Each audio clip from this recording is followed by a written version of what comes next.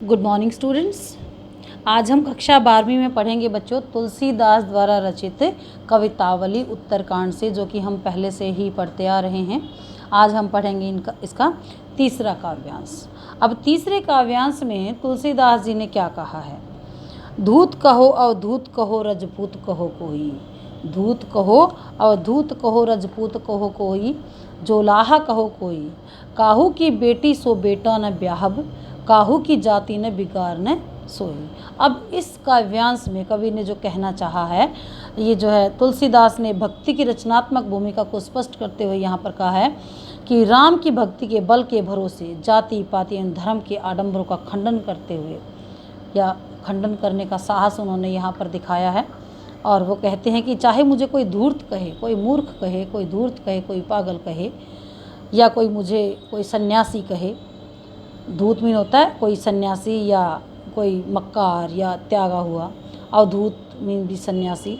Rajput mean Rajput या जोलाहा जुलाहा। कोऊ mean कोई, काहू की किसी की, ब्याह मीन ब्याहना बिगाड़ना मीन खराब करना। सरनाम प्रसिद्धि, गुलामू दास, जाको मीन जिसे, रुचि अच्छे लगना अच्छा लगना, ओ मीन और, खेबो खाऊंगा, मसीत मीन मस्जिद, सोइबो सोऊंगा, लेबो लेना, देबो देना, दो दो। अब ये हमने ये शब्दार्थ जो पढ़े हैं, इसके आधार पर हम अगला जो काव्यांश है ये पढ़ते हैं। धूत कहो अवधूत कहो रजपूत कहो कोई। यहाँ पर तुलसीदास जी कहते हैं कि कोई मुझे अवधूत कहे, कोई सन्यासी कहे, कोई मूर्ख कहे, या कोई राजपूत कहे, कोई या कोई मुझे जुलाहा कहे, मुझे इससे कोई फ़र्क नहीं पड़ता, मुझे इससे कोई फ़र्क नहीं पड़ता। काहू की बेटी सो बेटा न ब्याहब, किसी की बेटी से मुझे अपना बेटे का ब्याह नहीं करना, शादी नहीं करनी। काहू की जाति बिगाड़ने सोऊं। अब यहाँ पर ये जाति पाति का खंडन करते हुए कहते हैं कि कोई भी मुझे कुछ भी कहे। अब लोग आपस में एक दूसरे को भला या बुरा कहते हैं तो उनको आपस में बहुत ज़्यादा क्रोध आता है, और यहाँ तक कि बहुत ज़्यादा वो लड़ाई झगड़े तक भी कर देते हैं। लेकिन तुलसीदास इतने सुलझे हुए विचारों के हैं, वो इतने भगवान की भक्ति में मग्न रहते हैं, मस्त रहते हैं कि उनको इन बातों से कोई भी असर नहीं पड़ता, कोई प्रभाव उनको इन बातों का नहीं पड़ता। वो स्वयं ही कहते हैं कि या तो मुझे कोई मूर्ख कहे, या मुझे कोई सन्यासी कहे, या मुझे कोई राजपूत कहे, या मुझे कोई जुलाहा कहे, या मुझे कोई कुछ भी कहे, मुझे इन बातों से कोई फ़र्क नहीं पड़ता, अर्थात मुझ पर इन बातों का कोई भी प्रभाव नहीं पड़ता। काहू की बेटी सो बेटा न ब्याहब, किसी की बेटी से मुझे अपने बेटे का ब्याह नहीं करना। काहू की जाति बिगाड़ने सोऊं, मैंने किसी की कोई जाति नहीं बिगाड़ी है। तुलसी सरनाम गुलाम है राम को। अब तुलसीदास जी कहते हैं कि मैं तो सिर्फ भगवान का ही शिष्य हूँ, भगवान का ही दूत हूँ, भगवान का ही गुलाम हूँ, भगवान का ही नौकर हूँ। जाको रुचे सो कहे कछु ओ। अब जिसको जो अच्छा लगता है वो मुझे उस तरह से कह सकता है। मांगी के खैबो मसीत को सोइबो, लेबो कोई एका न देबो को दोई। यहाँ तक कि उनका जो जीवन है वो इस तरह से है कि मैं तो मांग कर खा लेता हूँ, मस्जिद या मंदिर में जहाँ पर भी मुझे जगह मिले वहीं पर मैं सो जाता हूँ, किसी का मुझे कुछ लेना नहीं है, किसी को मुझे कुछ देना नहीं है। तो ये है वास्तविकता। तुलसीदास जी ने अपने जीवन की वास्तविकता लोगों के सामने रखते हुए ऐसा बताया है। अब स्वयं को इस प्रकार की मनोवृत्ति के लोगों से अलग करते हुए वो जो है ये घोषित करते हैं कि उन्हें यदि भरोसा है तो वो सिर्फ और सिर्फ श्री राम का, उनके प्रति अपना विश्वास आस्था वस्तुतः भक्ति के बल पर उपजी जो दृढ़ता है, जो एक निर्विकार मनुष्य की भांति तुलसीदास जी को परंपरावादी एवं रूढ़िग्रस्त समाज में रहते हुए भी स्वयं को उनसे मुक्त और बेफिक्र बना देते हैं। तो इस काव्यांश में भी बच्चों तुलसीदास जी की कवितावली में भाषा रही है अवधि, और उत्तरकांड से ये लिया गया है। अब उपमा अलंकार और अनुप्रास अलंकार, ये अलंकार हमें सामान्यतः इनकी कवितावली में देखने को मिल रहे हैं। और अपनी बात को स्पष्ट करने के लिए लेना एक न देना दो, यानी कि मुहावरे का अत्यंत सार्थक प्रयोग यहाँ पर इन्होंने किया है। अब हम पढ़ते हैं बच्चों लक्ष्मण मूर्छा और राम का विलाप। अब ये तो था उत्तरकांड से कवितावली हमने पढ़ी है। अब हम पढ़ेंगे लक्ष्मण मूर्छा और राम का विलाप, कि किस तरह से जो है वो लक्ष्मण मूर्छित हुए थे और श्री रामचंद्र जी विलाप कर रहे थे। एक सामान्य मनुष्य की तरह वो विलाप करते हुए यहाँ पर नजर आते हैं। तब प्रताप उर राखई, तब उर प्रताप राखई प्रभु जेऊ नाथ तुरंत, अस कही आयसु पाई पद बंदी चले हनुमंत। अब इसमें किसका वर्णन किया गया है? अब लक्ष्मण के मूर्छित हो जाने के पश्चात आप सबको पता है कि जब राम और रावण का युद्ध हो रहा था तो ऐसे में मेघनाद ने जो एक बाण मारा था जिसके कारण लक्ष्मण जो वो मूर्छित हो गए थे। लक्ष्मण जी मूर्छित हो गए थे और उनके मूर्छित हो जाने के बाद श्री रामचंद्र जी एक आम मनुष्य की तरह विलाप कर रहे थे, रो रहे थे। तो उसका वर्णन यहाँ पर किया गया है। प्रस्तुत पंक्तियाँ हमारे पाठ्य पुस्तक आरोह भाग 2 में संकलित गोस्वामी तुलसीदास जी की अमर कृति रामचरितमानस के लंका कांड से ये उद्धृत है या लिया गया है। अब लक्ष्मण मूर्छा और राम का विलाप के बारे में कवि यहाँ पर कहते हैं कि जब लक्ष्मण के मूर्छित होने के पश्चात राम उनकी दशा देखते हैं और विलाप कर रहे हैं तो सुषेण वैद्य, जो लंका में बहुत ही प्रसिद्ध वैद्य था, सुषेण वैद्य की सलाह पर लक्ष्मण के उपचार के लिए संजीवनी लेने गए हुए हनुमान जी लौटते समय मार्ग में कुछ थोड़ा सा देर हो जाती है। तो उसकी अयोध्या से जब वो लौट रहे होते हैं हनुमान जी, अयोध्या में भरत जी से भेंट होती है। तो वो दृश्य यहाँ पर दिखाया गया है।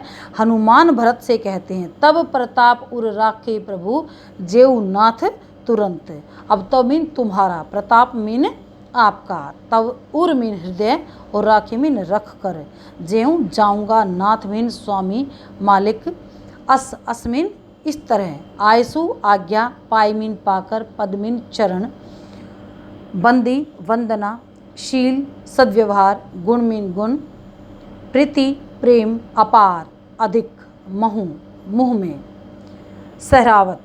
सराहत बड़ाई करना या प्रशंसा करना, पुनि पुनि बार बार, पवन कुमार, पवन यानी कि हनुमान जी। अब इसमें कहा है हनुमान भरत से कहते हैं, हनुमान जी यहाँ पर भरत से कहते हैं, तब प्रताप उर लाखई प्रभु जेऊ नाथ तुरंत, अस कही आयसु पाई पद बंदे चले हनुमंत। अब हनुमान जी भरत से कहते कि हे प्रभु मैं आपका प्रताप, हनुमान जी भरत से कहते हैं कि हे प्रभु मैं आपका प्रताप अपने हृदय में रखकर तुरंत यहाँ से चला जाऊँगा। ऐसा कहकर इनकी आज्ञा पाकर भरत के चरणों की वंदना करते हुए हनुमान जी वहाँ से चल पड़े हैं। हनुमान जी वहाँ से चल पड़े हैं और भरत के बाहुबल, शील, गुण एवं प्रभु के चरणों के प्रति अपार श्रद्धा देखकर, अब भरत बाहु चल शील गुण प्रभु पद प्रीति अपार, मन महु जात सराहत पुनि पुनि पवन कुमार। पुनि पुनि मीन बार बार, पवन कुमार यानी के जो हनुमान जी हैं वो भरत को बार बार यानी कि अपने मन में इतना सराह रहे हैं कि श्री रामचंद्र जी के पदों के प्रति यानी कि उनके प्रति उनका समर्पण भाव देखकर, कि एक भाई का दूसरे भाई के प्रति इतना प्रेम, इतना मोह, इतना आदर भाव, इतना समर्पण देखकर वो उसकी भरत जी की जो है वो बार बार प्रशंसा करते हुए अपने मन में उसको सराहते हुए वहाँ से चल पड़ते हैं। इनके हनुमान भरत से कहते हैं कि मैं आपका प्रताप हृदय में रखकर तुरंत यहाँ से चला जाऊँगा। और ऐसा कहकर वो आज्ञा पाकर भरत के चरणों की रज लेकर उनकी वंदना करते हुए उनके बाहुबल की, उनके शील की और उनके गुणों की प्रशंसा करते हैं मन ही मन, और उनकी सराहना करते हैं और बार बार यानी कि मन मन में पवन पुत्र अपने मार्ग में चलते जाते हैं और उसके भरत जी की प्रशंसा करते हैं। अगला है, उहाँ राम लक्ष्मण निहारी बोले बचन मनुज अनुसारी। उहाँ राम लक्ष्मण निहारी बोले बचन मनुज अनुसारी, अर्धराति गई कपि न आयु राम उठायु अनुज उर लायु। यानी कि वहाँ राम लक्ष्मण निहारी, वहाँ श्री रामचंद्र जी लक्ष्मण को निहारते हैं, देखते हैं, बोलते हैं, क्या बोलते हैं, बोले बचन मनुज अनुसारी, और लक्ष्मण को मनुष्य के समान समझाते हैं या बोलते हैं, क्योंकि लक्ष्मण जी तो जो हैं वो बिल्कुल ही बेहोश अवस्था में हैं और वो बोल नहीं पा रहे हैं, अचेत हैं। और श्री रामचंद्र जी उनको अपने गोद में उठाकर अपने हृदय से लगाते हुए एक आम मनुष्य की तरह विलाप करते हैं और कहते हैं कि अब तक जो हनुमान जी थे वो लौट कर नहीं आए। अर्धराति गई कपि न आयूँ, आधी रात बीत चुकी है लेकिन अब तक हनुमान जी नहीं आए। राम उठाई अनुज उर लायो, राम ने लक्ष्मण को उठाया और अपने हृदय से लगाया। सकहु न दुखित देखी मोहि काऊ, बंधु सदा तो मृदुल स्वभाव। हे भाई, अब रामचंद्र जी लक्ष्मण को कहते हैं कि हे भाई लक्ष्मण, तुम तो मुझे कभी भी दुखी या परेशान नहीं देख सकते थे।